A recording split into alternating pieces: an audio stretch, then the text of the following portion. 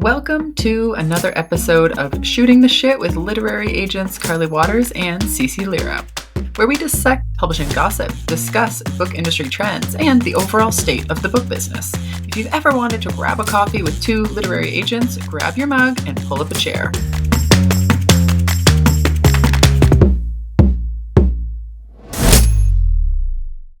All right. Well, CeCe and I started having a great conversation and then realized we didn't hit record. So, Great for CeCe, you. Terrible for me. I'm mad at Carly, guys. I'm mad at Carly. Today, I am mad at Carly. Ask why. Ask why. Why, Carly? Why am I mad at you? CeCe, why are you mad at me, Carly?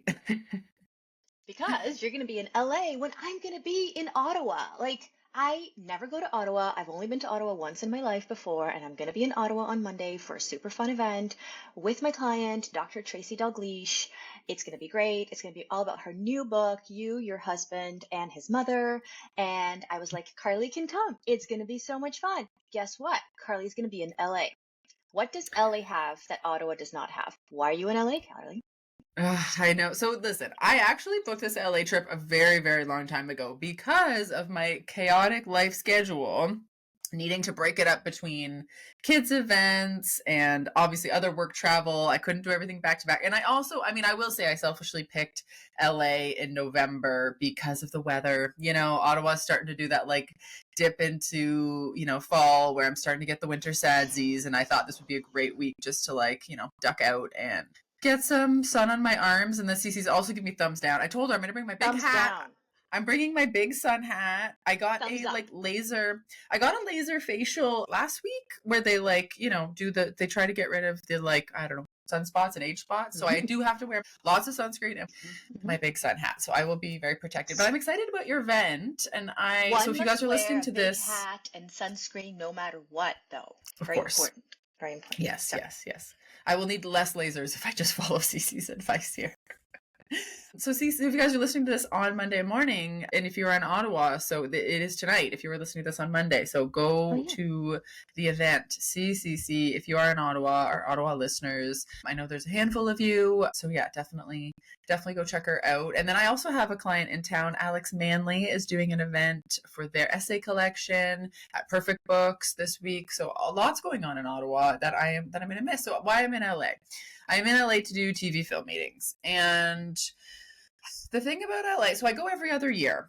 So obviously I'm in New York a lot more because of the book world, but in terms of the TV film world and book adaptations, I try to go every other year. So I've been going every other year since maybe 2013. So, potentially my fifth trip, let's say. And I'm just looking at my schedule. So I'm going to see a number of co-agents. So these are the TV film agents in LA that I partner with to then pitch the producers and so on and so forth. So I have a bunch of those. I go to the agencies like UTA and CAA and WME and all those acronym agencies to, again, talk to those guys. I have a number of clients. I'm going to go to Netflix proper, the Netflix offices in Hollywood. So yeah, I've got lots of fun stuff. I have client dinners, which will be fun. I'm going to go see a friend.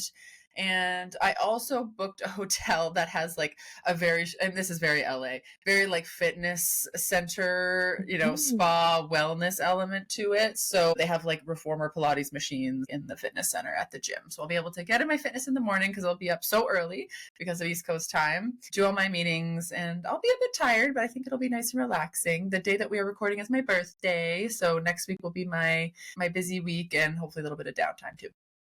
Yes, I am mad at Carly on her birthday, in case people are wondering. I am, because all this sounds so great, but do it on some other week, not the week where I will be in Ottawa. I mean, I won't be for the week, I'll just be for the day. But very important to be in Ottawa, not LA. You don't want the sunshine, you don't want the sunspots, you don't want the sand. Sand is everywhere. Nobody wants sand. You want Ottawa with CeCe. Yeah, I mean, I do love a four-season environment, which is why obviously I'm glad that I live here. So you guys are going to get a beautiful fall foliage, leaf peeping moment, if you will, and enjoy it. So I hope you guys have a great time. We have a fun little lineup of things to talk about. The Q3 sales figures for the industry are in. We can talk about that. You guys have been sending us some different DMs and Substacks and things that you guys have been reading. We also have another scam to talk about, which is such a bummer. Yeah. I know we've talked about scams DMs before. They keep coming back, which is such a bummer. CeCe, where do you feel like starting today?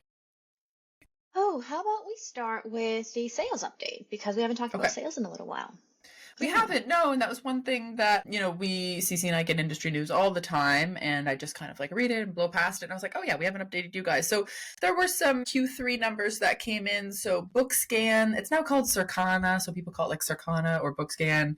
It's the same thing, but Circana BookScan, latest figures came in. This is for the print book market, came in at a declining 1% versus last year. So a decline, 1%, do with that what you will, which is generally in line with second quarter performance of the year. So we were down in Q2 by 1%, down in Q3 by 1%. The adult market accounted for 80% of the declines, with the quote unquote normalization of adult fiction sales as a key factor, is what they said. And this is also reported in Jane Friedman's hot sheet, so you guys can read that in more detail. And romance and thrillers were the categories that were hardest hit. Yeah, romance and thrillers, that's a bummer. We should also correct ourselves because I do this too. Her newsletter is now called The Bottom Line. It used to be called Thank The you. Hot Sheet. It's now called The Bottom Line. I'm pretty sure if you Google The Hot Sheet, you'll still get the great newsletter. But yeah, it's content that Carly and I pay for ourselves. We're not plugging this in. This isn't a sponsor situation.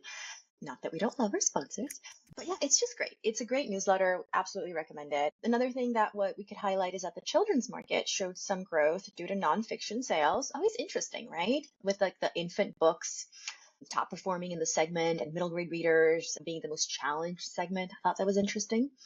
And the press release notes, quote, the shift in market performance suggests parents are prioritizing educational content and enrichment activities for their children while reducing discretionary spending on themselves, end quote. Always what happens when the economy is a little rocky, right? Like I feel like parents will spend less on themselves and more on their kids. And yeah, I mean, I guess I'm glad because reading to kids is really important. I will personally thank every parent out there for reading to their kids. Like, thank you. Thank you so much for doing that as a human and also, of course, as a literary agent. I thank you, Carly, for reading to your kids, obviously. But you're in publishing. Of course, you're going to read to your kids. But I'm thank you to everyone singularly else. propping up the children's book Yes. market with the amount of books I buy. Yes. My kids are into like Good. Secret Explorers Club. We're into investigators. We're into Magic Treehouse, graphic novels. So I'm propping it up for my neck of the woods. Yes. Which is very, appreciated. If you are blessed to have children, I feel blessed that you are reading to them. So thank you everyone for doing that. It's not good to see a decline. I think it's also important to note that, ups and downs are a part of sales, whether it's in any market. And yeah, just how are you converting non-readers? This is what I want all our listeners to be thinking about. Like, go find a non-reader in your life, convert them into being a reader so we can increase readership. We need more readers in the world. Absolutely. So yeah, little sales update for you guys there. Now let's roll into some of the DMs that we got from you guys. So why don't we start with, this listener had received personalized feedback from a literary agent, which is obviously the dream of so many writers, and they're always like, is this personalized? What does this mean? Et cetera, et cetera. So they're kind of wondering, like, did this agent offer this because they were more junior? Okay, so let's dive into this one. CeCe, I'm going to pull up the screenshot that you sent me. Yeah, I thank you to the listener who sent this to us. I feel like it was a very thoughtful question. My interpretation of it is they want to know, what should I read into this? Like they already started theorizing, which I think shows critical thinking. An example of this is them saying, okay, so this is a junior agent, so I know they have more time, so maybe this is why they gave me feedback. I will start off by saying, like, feedback is always a good sign. As an agent, whether you're a junior agent, a senior agent, anything in between, even if you're like, okay, I really want to help writers and I really want to give them, the most feedback I can, even if you're doing it also because of good intentions, no agent is going to spend time offering feedback on something that is just so undercooked that they can't help the writer. Like, it's a good sign. You should be very proud. It's rare. And so people who aren't receiving feedback shouldn't read anything into that. 99% of the time, the reason why you're not getting feedback is the agent has no time. That is not an agent's job to offer feedback. You wouldn't go to a real estate agent and ask them for feedback on how to build a house. Like, you just wouldn't. You wouldn't go to a talent agent and be like, hey, you didn't give me feedback on why I didn't make the audition. Like, you just wouldn't do that. And so same with a literary agent. But when feedback is offered, that's a gift that you can choose to receive or not. but it is a gift, and I find it to be really interesting. So, Carly, when you were a junior agent, did you used to offer feedback more? I definitely did. And there's a few reasons why I would do it. Number one, it builds rapport, right? So even if I didn't want to sign this person for this book and it was like a maybe, and I had some time and I had some notes that I was able to kind of cognitively pull something together. Because I find also, I don't just want to give people notes just to give notes, just to show that I read it. I think that's kind of useless and not fair. When I was younger and newer, I would definitely do more of this type of thing because it built, as I said, it built a great rapport, right? And then they're like, oh, they think of that agent the next time. And I would always say, like, I hope you find your right fit with this manuscript, but in case you don't, query me in the future, keep me in mind for future books. Like something to that effect where it's like, obviously, I hope that you find success with this project. If you don't, think of me for the future one. Or as we both know, and we can talk about this too, like sometimes somebody signs with somebody and it's not a fit, and then they kind of come back to us in the future. That happens all the time as well. So yeah, Yeah. it's kind of like putting that kind of goodwill into the universe and giving somebody feedback if you have pulled it all together. I just find, like, as I said, it doesn't really make sense if you don't have a strong vision for it. Then you're just kind of like, here's Yeah. why I didn't like it, and then I don't know, is that actually helpful? Again, most writers would probably think it would, but as an agent, I know that authors scrutinize every single line, right? I know this person was like Mhm. every single word. I'm not reading between the lines. I'm going to read every line. Like I need to Mhm. figure out what's going on here, and I know that writers take that so seriously, and I never ever want to lead anybody astray or get their hopes up or anything like that. So it's definitely worth getting excited about. But you also got to think, like, if they liked it that much, why didn't they offer on it? So it usually is just kindness. Interesting. Interesting. I feel like the word vision really is the game changer, I think. When I have Mm-hmm. a vision for something, it means that the author gave me enough that the world actually can start to exist in my mind, and then I can actually play around with it, as opposed to something being just so formless that I can't really do anything with it. I thought that was really interesting. As an insider, you heard about it here first. I hope B doesn't kill me, but I'm going to say it. So for our next deep dive in January, we have an agent who shall remain nameless for now because we haven't announced our presenters yet. But her presentation is going to be about reading between the lines of agents' responses. So she says, this is for writers who perfected their query letter, polished their manuscript, submitted to their dream agents, and then gotten all sorts of rejections. And we'll comb through a range of agent responses, Mm. including requests, not just rejections, but discuss how to interpret and to navigate these replies. And I know people are going to be particularly interested on how to interpret the no's and the maybes, because how to Yeah. interpret the yes is very easy. A yes is a yes. But yeah, so you heard about it here first. It's going to be awesome. So if you haven't already kept in mind the deep dive for 2026, make sure that you do. I love that. Very exciting. It's great to hear it from an agent, right? It's like, all these writers groups, all these Yeah. text chains, all these Facebook groups, all these Discord channels, Slack channels, like everybody trying to parse it. And it is nice to just have a collection of agents or an agent be like, okay, this is what's what. I love 100%. that.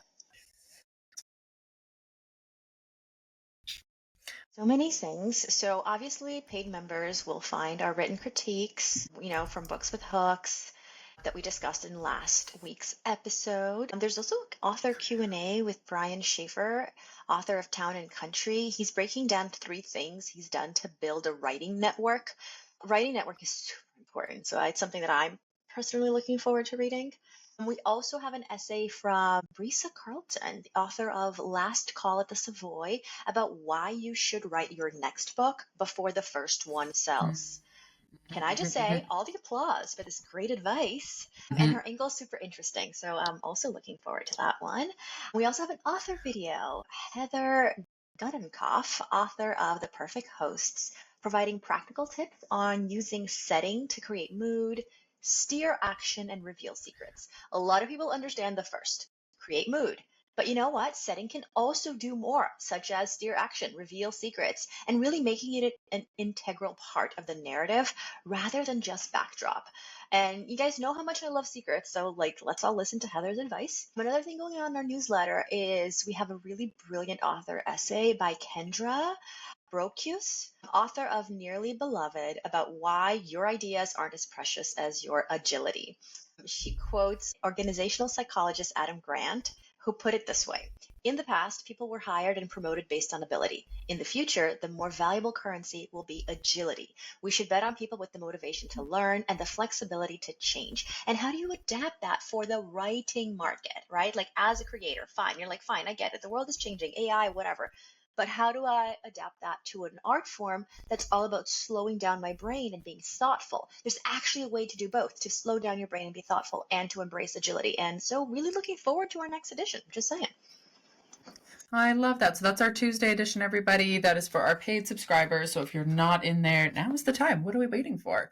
Okay, next topic of conversation is submissions. And we're talking about agented submissions to editors at this point. This is the framing of the conversation, which is around timing. So this comes up all the time, again, whether it's authors, querying agents, but specifically agents actually debate this quite a bit as well in terms of when is, the right time. Is there a quiet time? When should we be not subbing? When should we be focused? I don't know.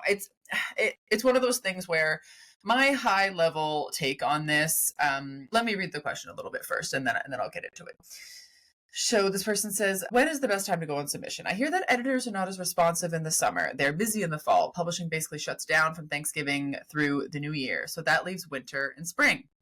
Okay, so yes, there are definitely going to be busier times than others. Generally, the Thanksgiving through the new year is the time where people are trying to get stuff off their desk. They are not really looking at, bringing new things in necessarily.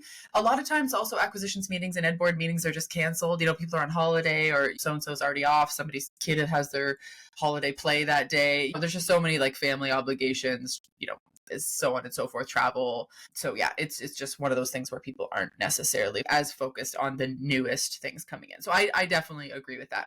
For a number of years have not submitted between Thanksgiving and New Year's. I guess the only exception maybe an option project where it's just timing related and so that would be a focus.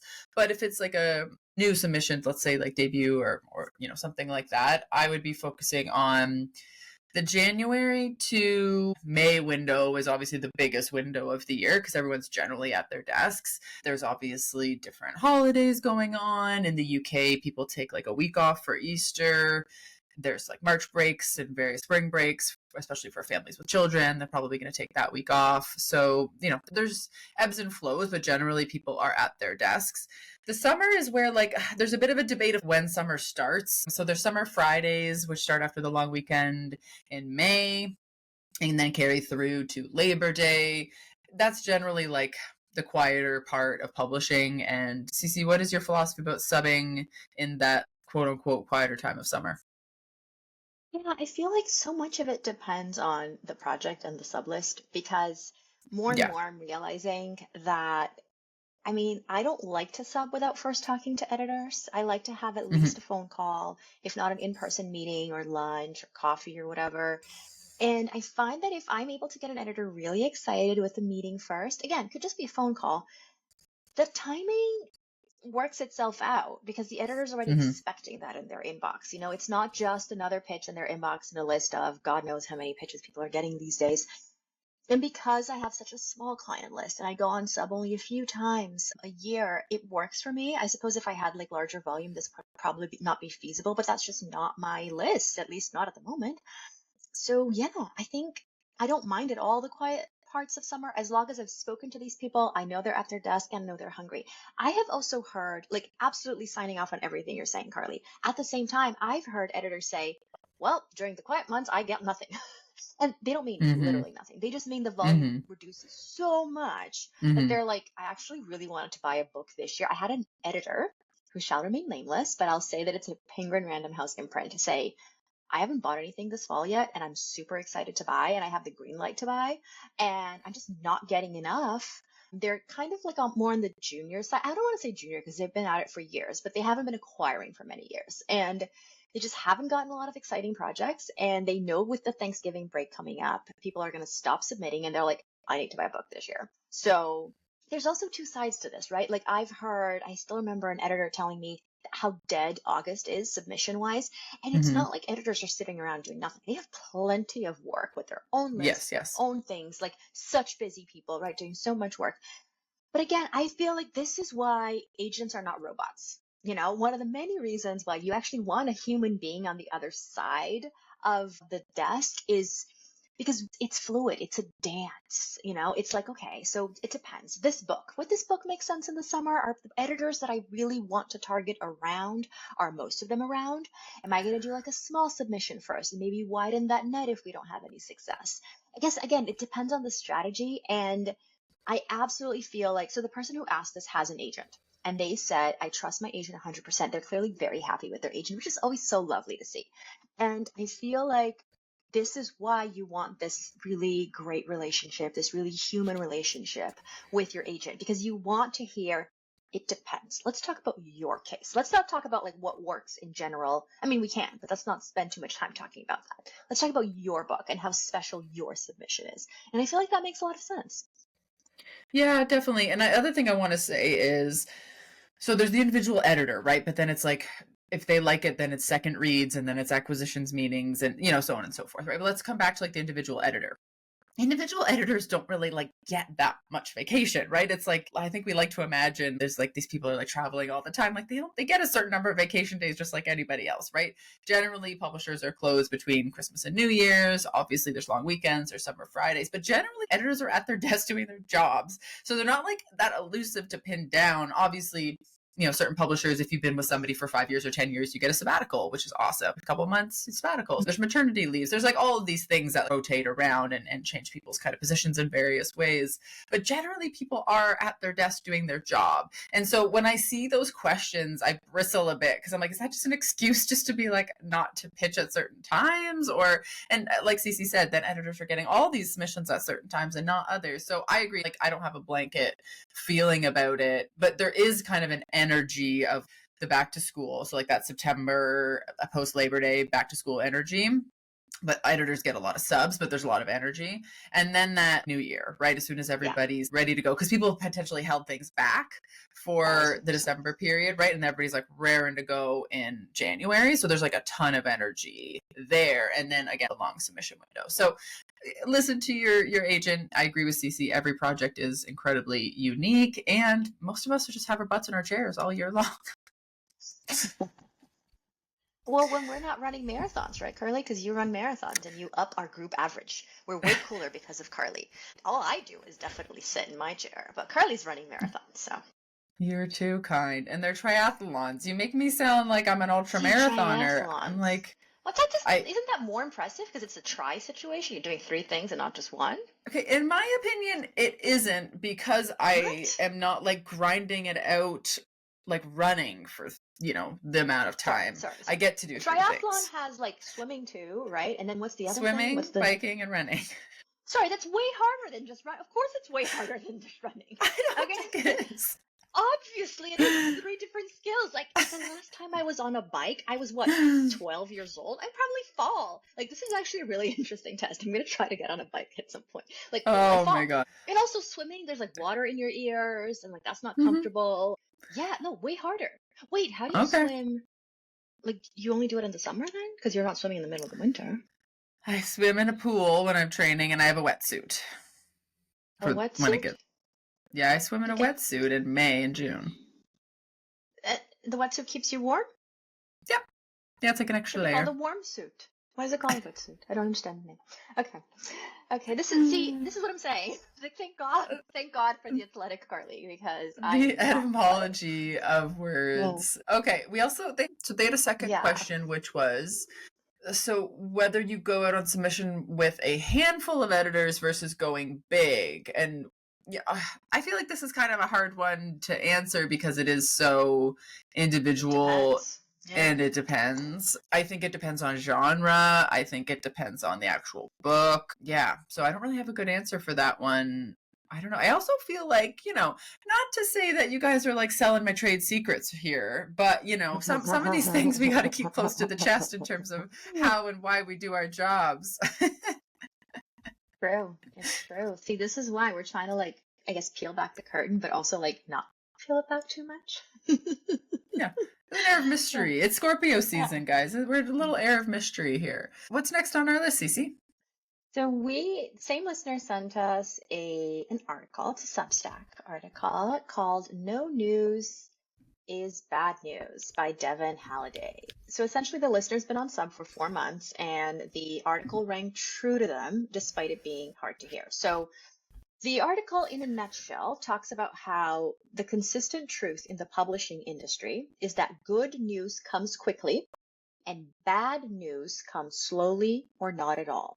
And the author recognizes that there are exceptions to this rule that they believe is true, meaning sometimes bad news could be quick, and then sometimes good news could be slow. But they're saying that this is the exception, and it's not helpful to think about the exception or focus on the exception. Now, when I read this, I had the feeling that's been following me all my life, which is other people have a user manual. I do not. There are many things that are very obvious to people that are not obvious to me, and I've always felt this way. And it's always confused me. And then conversely, though, there are things that I spot that other people typically don't spot. And people are always telling me, oh, it's so clever that you spotted that. And I'm like, it's just in front of you. So anyway, this is my way of saying my brain is weird. And because my brain is weird, I did what I love to do, which is ask around. So I'm a part of 2 different agent Slacks, not counting my own agency Slack. And I asked people, I was like, what do you think? Do you think this is true, that good news comes quickly and bad news comes slowly and not at all? And like I got so many messages from fellow agent friends saying like it just depends too much on the book. Some people have had good news come quickly. Some people have had good news come really slowly. One person sold a book after 7 years of being on submission, and no, not all of those 7 years were active submissions. Another person mentioned how auctions, yes, are quickly, but that doesn't mean that the sales can't happen afterwards, even though they're typically not auctions. Another person mentioned that the majority of her good news has been slow. Anyway, I guess after hearing so many comments, and which we can absolutely dissect later if people are curious, but here's what I think. This is my conclusion. I disagree that the consistent truth of the publishing industry is good news comes quickly, bad news comes slowly and not at all. I actually think there's a different consistent truth to the publishing industry. Here's what it is. The publishing industry is an industry of exceptions. Agented authors, the exception. Agented authors with book deals, the exception. Authors that make the bestseller lists, the exceptions. Authors with film deals, exceptions. This is an industry of exceptions, because if you put every writer in a room who wants the same goal, there's usually only one in that room that makes it. And then you put them in a different room and the same thing keeps happening. I think that when you say it's not helpful to focus on the exception, you're missing the point. The point is the exceptions are what make this industry exist. Like, we are an industry of exceptions. Every book is unique. Every product is unique. We try to find these common denominators in publishing and be like, wait, what's the pattern? What can I expect? There's no pattern. There's no rhyme or reason. It's every product is a unique product. Every editor is unique. Every relationship between the agent and the editor is unique. Every relationship between the editor and their bosses, the people they have to get approval for, is unique. Everything is so unique that trying to find these consistent truths so that you can prepare yourself for submission is a beautiful, human, understandable impulse. In my opinion, not helpful though. Like, that to me is what's not helpful. I applaud the author for their sharp perspective. I thought it was really interesting. But I think the consistent truth is that we are a business of exceptions. What do you think? I think that, like, a show even like this, Shooting the Shit, wouldn't exist if all of this was true, right? Because it would just be so easy to be like, let's pump this into this box and this Excel spreadsheet and this and that. Like, our business just isn't one of those, like, let's just put a little label on it and pat it on the head and move on. It's just not that simple to label thing. Not to say that this whole article was simple, but I think it's just trying to, like you said, put things in a box or label it or oversimplify, a really just complex thing, which is that it's not going to be the same experience for everybody. And therefore, I love articles like this, which break things down. And this person provides statistics about their experiences, which I love, which makes people feel like they're in it together. That's why I love articles like this. Not because I think that we always got to have the answer to everything, because we just won't. And I think there was a couple things that I really liked in this article, one thing that I pulled was this question answer kind of thing they did, which they said that somebody's question could be, when should you give up on a submission? And then this person's answer is, a submission dies two deaths. The first death is when you realize it's not going to work out. The second death is when the last rejection finally crawls its way to your door. The second death is not under your control, but the first death is. I just find as an agent, that's so interesting to me to hear that from an author's perspective, but it's not really like my experience as the agent, as the literal person who facilitates the rejections going back and forth, right? Because like the editor sends me the rejection, I read it, I log it. Some clients want them, some don't. Do you know what I mean?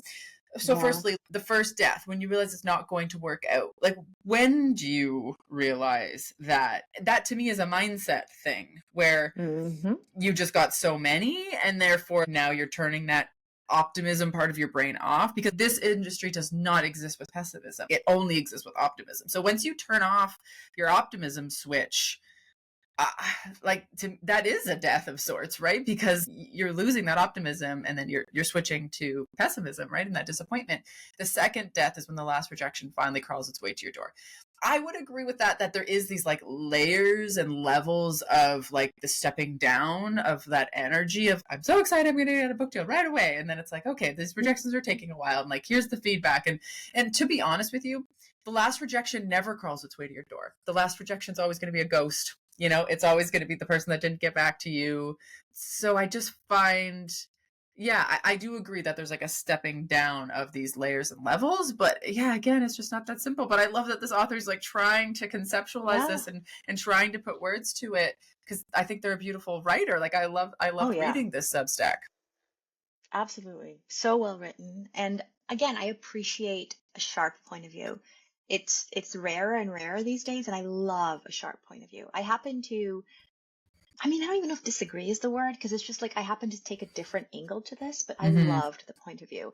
I wanted to highlight a few things about this article, which again, I encourage everyone to take a look at this article. It's called No News is Bad News by Devin Holliday on Substack. We will link it.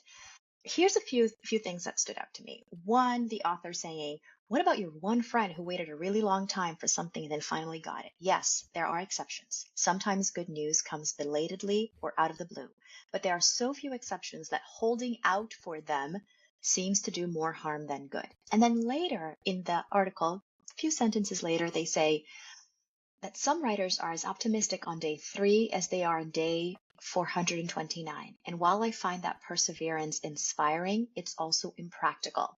They go on to conclude that you can't use the data to make a decision on how to proceed if you're in denial about the data you've received. And this, to me, is at the heart of what I'm saying in terms of the angle. If you are telling me, and perhaps this person is telling me, that you're someone who the possibility that something could still work out keeps you from focusing on something else, then yes, I agree, you should follow the whole good news, it comes fast. Because if it's going to make you, to use your words, hold out on another project, then by all means, believe this supposed consistent truth. Because if it's going to stop you from producing new work, it is a disservice, I agree. Furthermore, though, when you say it's impractical, there are people, I know these authors, who they embrace.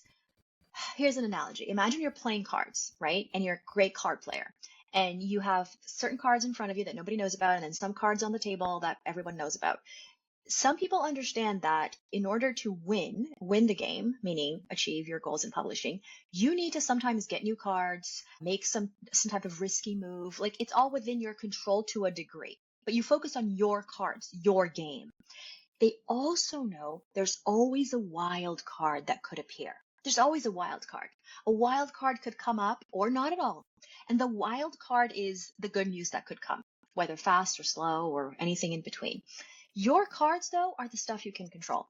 If you want to make it in publishing, your locus of control needs to be turned inward. You need to be focusing on what you can do to make it happen. I see so many writers focus on the fact that my book didn't sell because I'm writing from X perspective and people don't want that perspective. My book didn't sell because the word count is X and people don't want that word count. My book didn't sell because, and they kind of like blame these external factors, which is a human thing to do. I do it too, but you have to get over it. You have to be like, what can I do to focus on improving my chances of making it? And often That's just keeping on trying. I was listening to an interview on Diary of a CEO. He asks great questions with Jimmy Fallon. And Jimmy Fallon was talking about how his dream was always to be on Saturday Night Live ever since he was a little boy. And his dad asked him to go to college, but he decided to drop out 6 months before he was going to graduate and go to LA and just go on auditions. And he kept getting rejected. And people would say, you have talent, but you're still green. You have talent, but you're still green. And he talked about how he got to a point where he was like ready to give up. He was looking into whether he could, move back home, go back to school. And then of course he made it. And the point is, I don't think people understand that there's that process in writing. You have a big stretch of time where you are talented but still green. And part of what you're supposed to be doing with that time is trying and putting yourself out there. But you're supposed to face rejection as the norm. Rejection is the norm. Most people are rejected. If you interpret rejection as, oh no, this means there's something wrong with me, and you kind of internalize that pessimism, then you won't keep on trying because your expectations will have been that it should be fast. And it's almost never fast. I'm just nodding along. Yeah, it's like, it's the strangest business. And I actually feel like the longer I'm in it, the less precise I am with my wording, in the way that I talk about it, because there are so many exceptions and things change so much. I think early in my career, I talked about this before, but I used to blog. So every Monday, I'd have a blog post, and it would be like sometimes like a listicle, like 10 things to look for, 7 ways to improve your synopsis. And every Monday, I'd write these things, right? And it was my way of like obviously providing content and resources for you guys, which was really important to me, but also in some ways looking back at it, I did try to oversimplify things, right? Because I was trying to break it into these sections that felt like you could wrap your hands around it and you could touch it and you could reach out and try to make connection with it. And the longer I do this, the more I realize there's so many reasons we talk in these vague, like, I'll know it when I see it type words, right? Because there's so much about this that is so dependent on a million other things. And so when we try to exhibit control over something, that is our way, right, of trying to control the situation, because if we can explain it to ourselves, then we can control it, and if we can't explain it to ourselves, then we can't control it, right? So I think it's that idea of letting it, releasing it to the universe is really hard. Yeah, and like the writer saying, you can't do that if you're in denial. I don't think that understanding that a wild card could always happen is being in denial.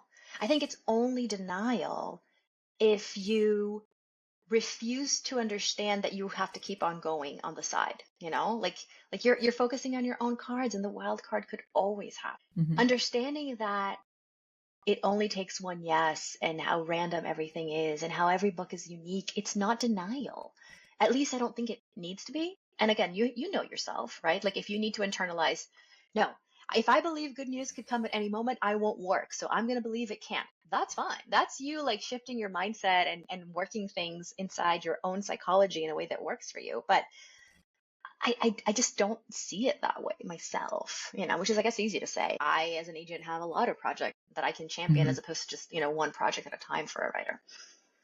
Yeah, that's a great point. Obviously, from our vantage point, we see things very differently, but that also means we field rejections at an X, percentage more than you, because we have that many more projects. So I field tons of rejection because I work on tons of projects. So, we see the huge scope of it. I mean, right now we've kind of been talking directly to writers, but like if there's agents listening to this, we feel you, right? Because we have to feel all these rejections for all of these clients, remain all, with optimism for everything. Because when we choose to work on something, we're putting our time on the line, our energy on the line, our reputation on the line. And when you as a young agent get tons of rejections, you're like, what does this say about me? What does this say about my taste, right? Because we have this like bucket of projects we're taking with us. And that can be really hard as a new agent as well. Yeah, rejection hurts no matter what.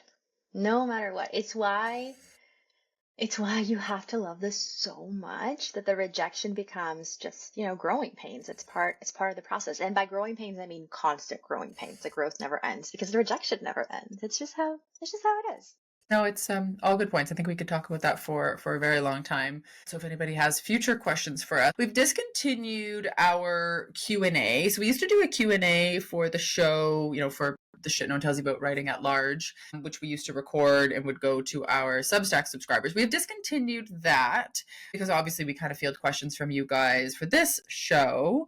So if you are interested in having some questions featured or you want to know something, I think a lot of you guys have been DMing us. Just a note to please don't DM the actual like podcast account, because Rosanna is very, overwhelmed, Bianca overwhelmed, kind of like fielding all of that stuff on the podcast side of things. And this is more specific to me and CeCe. So if you can either comment on our existing Shooting the Shit reel so that we can like see the comments on the reels, and that way we can note that for future reference, or you can still DM me and CeCe. We still have our DMs open if you want to send anything to us directly, but let's give Bianca a break. And not flood her DMs. And Rosanna and Bianca do a great job on the podcast socials accounts. Okay, so the last thing I wanted to mention, I don't know if you've been getting these, CeCe. I've been getting them. I know lots of authors have been getting these, which is like literally copy and pasted ChatGPT AI quote unquote marketing plans, or I'm going to promote your book. And at first I thought it was just kind of innocuous. I was just kind of like delete, whatever.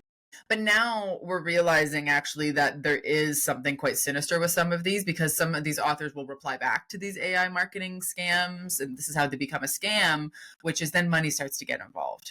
So then they're like, oh, well, then I will send this person my money if they're going to do this marketing plan that ChatGPT spit out to them, even though this person hasn't read my book and all they did was put the jacket copy into ChatGPT and spit this out. So huge, just like red flag, be aware if you're getting any of these AI generated marketing plans, or, I'm going to promote your book for you, or here's like this thing I can. Anyway, there's just an absolute influx. And I think, these bots are just taking jacket copy, pumping them into ChatGPT, because you can see it still has the ChatGPT like font. Like, it's so obvious to me when these things come through. CeCe, have you been getting these for your authors or seeing these? Yes, and I'm just insulted by the low quality. Like, I come know. on, at least do a good job if you're trying to scam me. Like, seriously, this is insulting. It's annoying and insulting. One would hope you would at least try to up the quality if you're submitting something to a literary agent, but I guess not. Yeah, it just, like, this is terrible. I hate this. Like, no, thank you. No, thank you. I would like AI to come to my home and do my dishes for me. I do not need AI to be doing this. So unsubscribe. Yeah, but letting you guys know, it might seem innocuous, but obviously, do not respond. This is general spam. And, if you go down conversations with these, just a red flag that we have heard of authors being scammed out of money for these. So please do all of your research if you're going to hire somebody for marketing and publicity, which we know you guys would, because that's just so important to make sure you're dealing with an actual human and not a bot that is going to steal your money. 100%. Yeah. Well, that is our show for today, guys. Next week, I am going to be in LA. So CeCe and I are going to do a live from LA recording. Well, I'll be in LA. She'll be back home. So we'll do kind of maybe more of a TV film focus next week, which will be great. So thank you guys for tuning in every Monday to us. And the Mondays that you don't hear us is when you get a bonus episode. So we're glad we can bring so much more content to you guys. Thanks for tuning in. CeCe Lira is a literary agent at Wendy Sherman Associates. If you'd like to query CeCe, please refer to the submission guidelines at www.wsherman.com. Carly Waters is a literary agent at PS Literary Agency, but her work on this podcast is not affiliated with the agency, and the views expressed by Carly on this podcast are solely that of her as a podcast co-host and do not necessarily reflect the views, opinions, policies, or position of PS Literary Agency.